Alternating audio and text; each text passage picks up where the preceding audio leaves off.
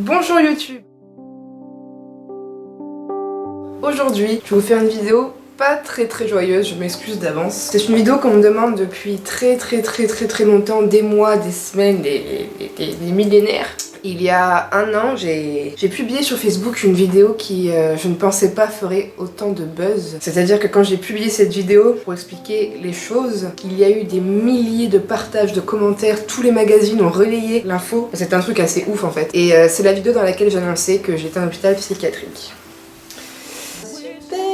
Alors j'ai coupé les ponts avec mon géniteur en 2009 pour des raisons qui me regardent et qui sont personnelles. Vous vous doutez bien que si j'ai fait ça, c'est pas par hasard. Il s'avère que je l'ai toujours très mal vécu parce que ça reste un parent et que...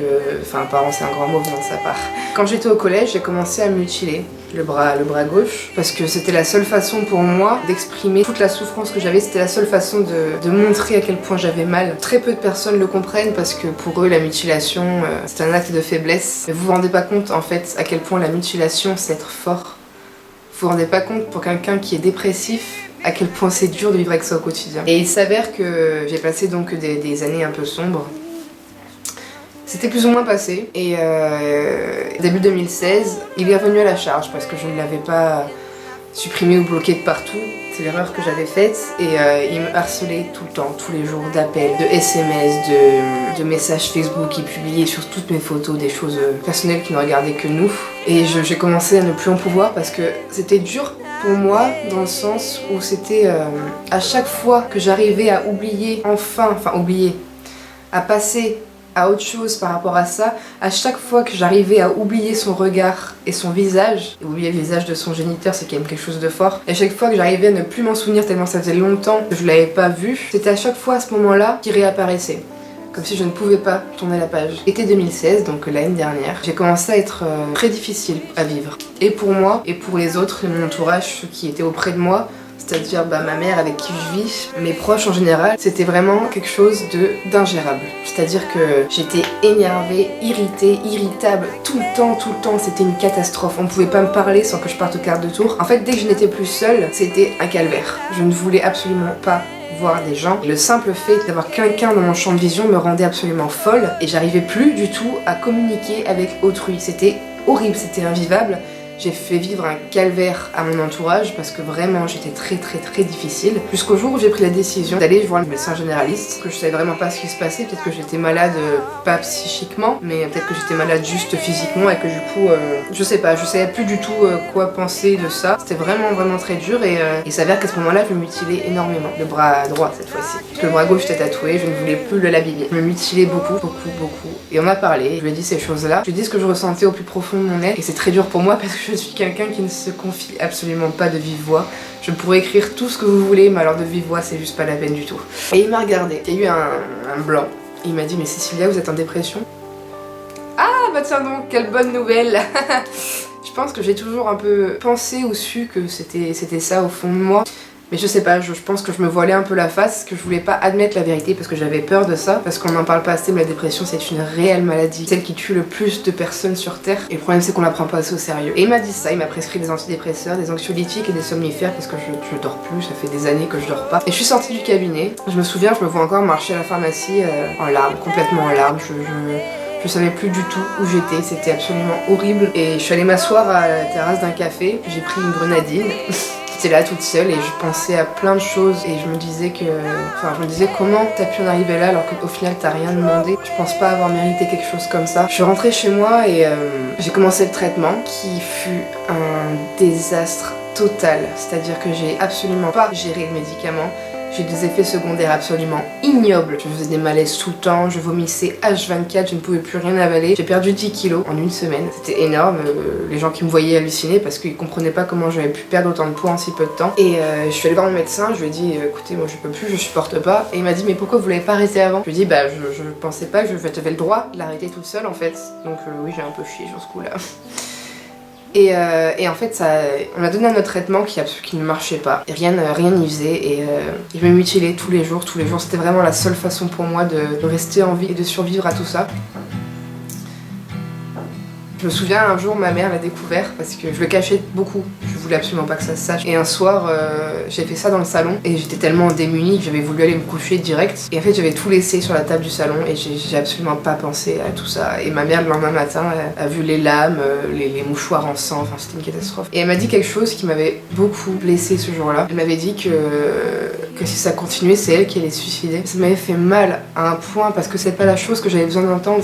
J'avais besoin de soutien et là c'était dur parce que c'était pas un jugement, parce que je peux comprendre à quel point c'était difficile pour autrui et encore plus pour une mère de voir son enfant se faire ça. Mais j'avais juste besoin, pas forcément qu'elle comprenne, parce qu'on peut pas comprendre tant qu'on vit pas. J'avais juste besoin de soutien et de savoir que je pouvais compter sur les gens sans forcément parler. Elle est venue d'ailleurs s'excuser quelques minutes après parce qu'elle a dû se douter que c'était une connerie d'avoir dit ça.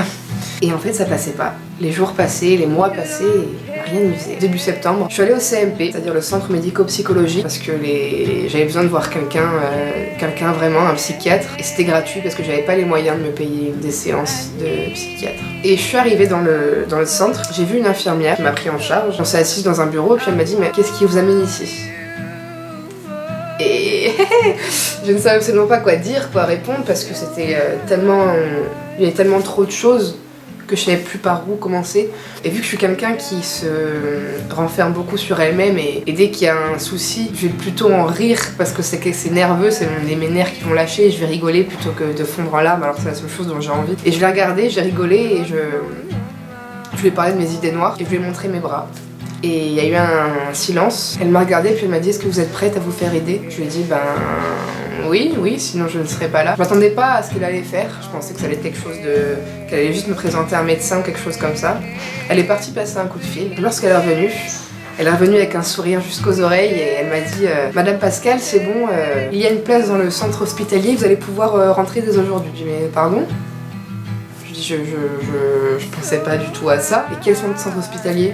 Elle m'a dit, ben madame, le centre psychiatrique de Privas, Sainte-Marie, c'est un hôpital très bien. Donc déjà, on m'annonce des mois avant que je suis en dépression. Et là, elle veut direct me faire entrer dans un hôpital psychiatrique. Pour moi, la psychiatrie, c'était absolument... Enfin, c'était pas possible, quoi. Je savais que j'étais trop dangereuse pour moi-même et qu'il fallait absolument que je fasse quelque chose. Et je lui ai dit, je veux bien, mais pas aujourd'hui. Je peux pas partir comme ça sans prévenir personne. J'ai des proches, il faut absolument que je digère la nouvelle, quoi. Elle m'a dit, bah ok, dans ce cas, soyez à Privas demain matin à 10h. Je suis sortie du centre, j'ai appelé ma mère au fixe de son travail. Je pensais pas qu'elle allait répondre parce qu'elle travaillait et elle m'a répondu, je lui ai dit bah c'est moi. Elle m'a dit qu'est-ce qu'il y a? Je lui ai dit bah maman, est-ce que tu peux prendre ta journée demain? Elle m'a dit mais pourquoi? Je lui ai dit parce que je rentre en hôpital psychiatrique. Voilà, c'est là, je lui ai annoncé absolument comme ça parce que je savais pas comment lui annoncer d'autres, enfin je savais pas quoi dire en fait. Je m'en voulais de la laisser et mais j'avais besoin de me focaliser sur moi-même pour une fois, de penser à moi, chose qui m'arrive très rarement.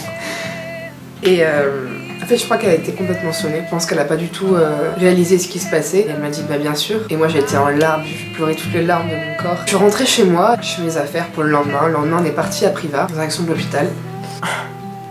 La route fut longue, l'heure de route fut très très longue.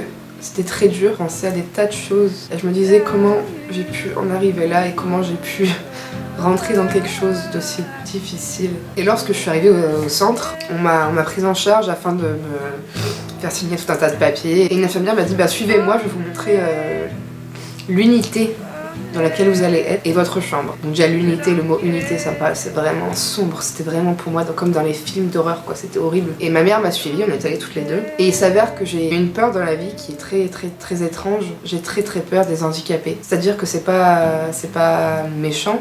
C'est que j'en ai vraiment peur en fait. Quand j'étais petite, je m'amusais beaucoup avec un ami à moi qui était handicapé. J'étais avec lui H24 et un jour il est mort et depuis j'en ai très peur. Je sais pas pourquoi, c'est psychologique, ça a dû me marquer. Et il m'avait dit au centre médico-psychologique, ne vous inquiétez pas, vous ne serez pas classé, rangé par département, cela sera que par pathologie. Donc je me suis dit chouette, je vais être qu'avec des dépressifs, c'est pas facile, mais ça va, ça se gère. Et en fait, lorsque je suis rentrée dans l'unité Saint-Damien, qui était la mienne, la première personne que j'ai vue, qui était juste à côté de la porte de ma chambre, c'était une dame âgée d'une 50aine d'années qui se tapait la tête contre les murs et qui hurlait. Je regardais ma mère, j'ai fondu en larmes, je me suis dit mais ça va pas être possible du tout. Qu'est-ce que je fais ici quoi? Je suis devenue complètement folle et l'infirmière me voyait en larmes et me disait vous inquiétez pas, c'est que le début, ça ira quoi.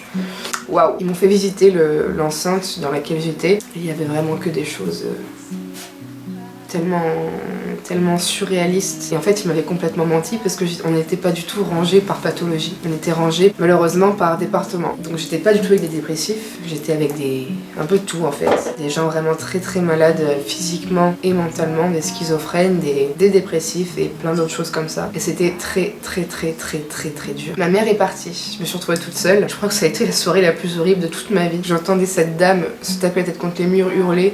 J'entendais les infirmiers gueuler après les gens parce que c'était un bordel monstre. Je vous assure, c'était horrible. Et je me suis dit, mais qu'est-ce que je fais ici? C'est-à-dire que pourquoi je suis là? Je suis restée 10 jours dans ce centre. Je me suis fait un ami qui était vraiment mon pilier dans ces 10 jours très très difficiles pour moi. Et au final, ça s'est plutôt très bien passé. J'étais vraiment très bien là-bas. J'avais pris des repères et ça me faisait du bien d'être entourée H24 de médecins, de plus me couper. Pourtant, ça me manquait terriblement, mais je ne pouvais plus le faire parce que je n'avais pas le droit.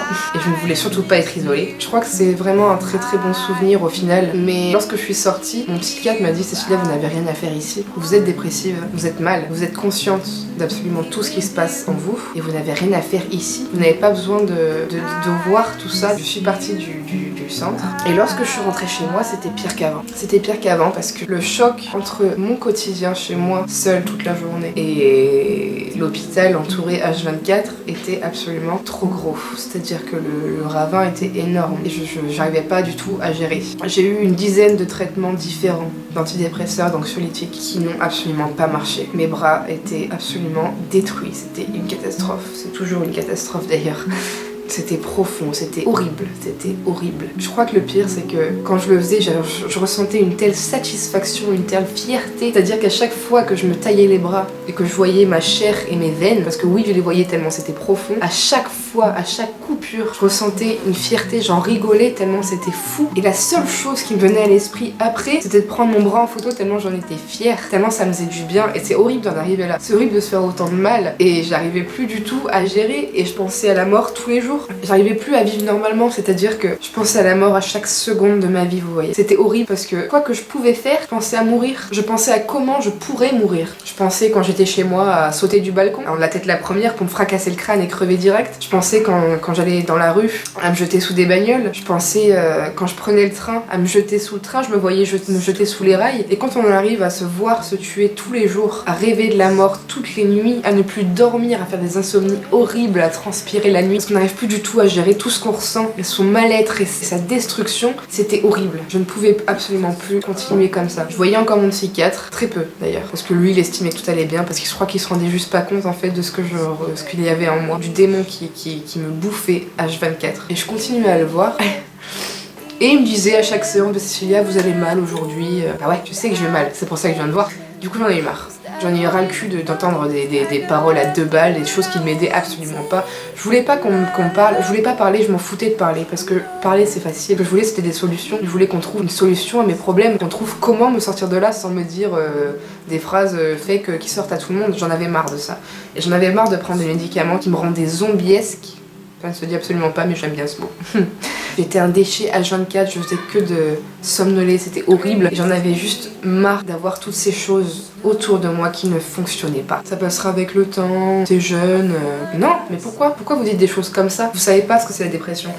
Ça fait des mois maintenant que j'ai arrêté tous mes médicaments et tout suivi psychologique. Et ça fait des mois que tout le monde pense que tout va mieux parce que je souris tout le temps, parce que je suis une joie de vivre impressionnante malgré tout ce qui se passe en moi. Et ça fait des années que je me bats contre moi-même, que je me bats contre mes propres démons. Ça fait des années que je me bats contre mes envies de suicide, contre mes envies de me tailler les bras, et que je le fais pas pour pas faire souffrir autrui, pour pas faire souffrir mon entourage alors que je rêve que de ça. Et vous savez quoi? Ce qui m'a sauvé la vie, c'est pas un humain. Personne n'aurait pu me sauver la vie. C'est horrible à dire. Je me déteste de dire des choses comme ça parce que j'imagine la souffrance que je peux infliger à mon entourage. La seule chose qui m'a sauvé la vie, c'est mes chats. C'est Bambou, parce que j'avais avec elle à l'époque. C'est Bambou qui m'a sauvé la vie. Je suis si fusionnelle avec elle que je ne voyais pas la laisser tomber. Je ne pouvais pas l'abandonner. Et aujourd'hui, je suis là à lutter tous les jours de ma vie, à souffrir, je crois, à un point que vous ne pouvez pas imaginer, à me battre au quotidien à tous ceux qui vivent ça. J'ai pas de conseils à vous donner parce que j'en ai même pas pour moi-même, parce que c'est horrible d'être si bien entouré, si aimé. C'est horrible d'avoir un homme à tes côtés que tu aimes du plus profond de ton cœur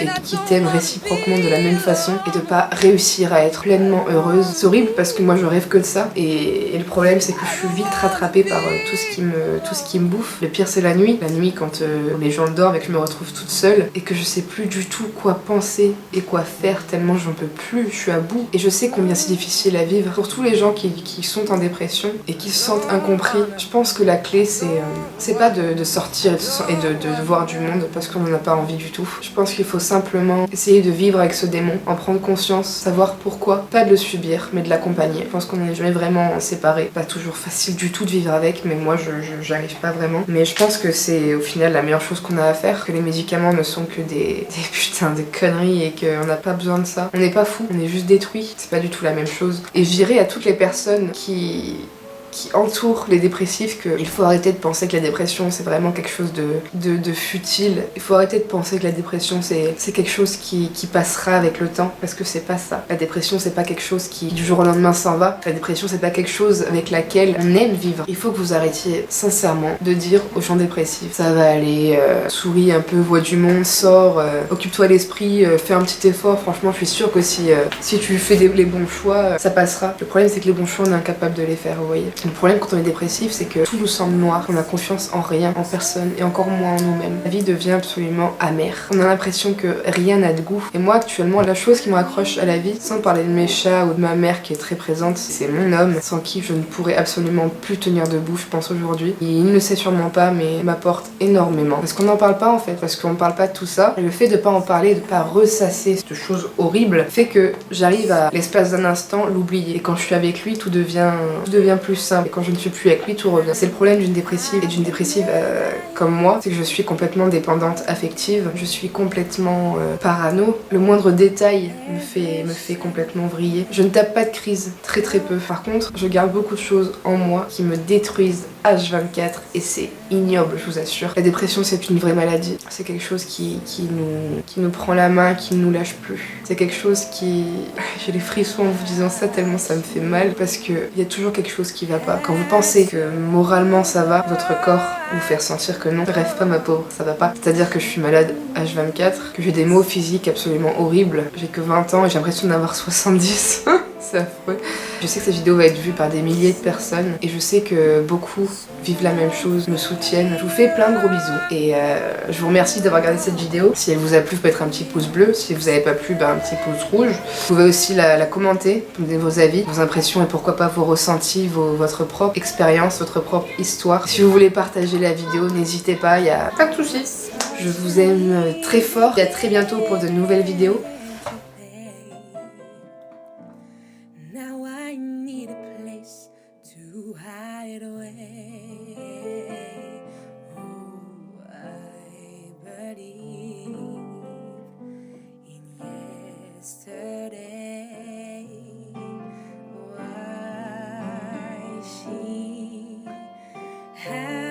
To go, I don't know, she wouldn't say, and I said something